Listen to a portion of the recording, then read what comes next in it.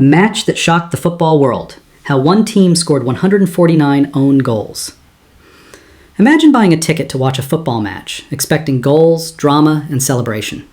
Instead, you witness something so unbelievable that people around the world still struggle to believe it happened.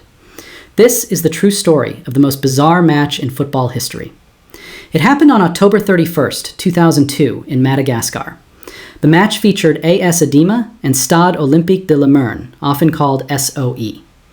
It was part of the National Championship playoff, and although the title had already slipped away from SOE after a controversial refereeing decision in an earlier match, emotions were still running high. The players felt they had been robbed. Days before facing AS Adema, SOE had drawn another crucial game after conceding a late penalty. The decision angered the players, coaching staff, and supporters.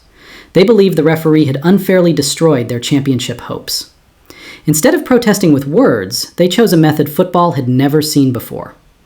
When the referee blew the whistle to start the match against AS Adema, spectators expected SOE to attack. Instead, one defender calmly turned around, passed the ball to his goalkeeper, the goalkeeper stepped aside, and the ball rolled into their own net. The stadium fell silent. Everyone assumed it was a terrible mistake. But after AS Adema restarted the game, SOE did exactly the same thing again. Another own goal. And another. And another. Soon the crowd realized this wasn't an accident. It was a protest. Every single time AS Adema kicked off, SOE immediately regained possession and deliberately put the ball into their own goal. The opposing players barely had to move. They simply watched in complete disbelief. The referee couldn't stop the match because, according to the laws of the game, scoring an own goal isn't against the rules. It may be unsporting, but it isn't illegal by itself. The goals kept coming. 10, 20, 30, 50. By halftime, the score had become absurd. Fans started laughing. Some were furious. Others demanded refunds because they hadn't paid to watch a protest. As the second half continued, the pattern never changed. Kickoff, own goal. Kickoff, own goal. Again, again, again. The scoreboard operators struggled to keep up.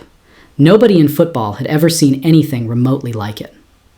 By the final whistle, the score read, AS Adema 149-0, Stade Olympique de Limerne. Not because AS Adema had scored 149 goals, but because SOE had scored 149 own goals. It instantly became the highest-scoring official football match ever recorded.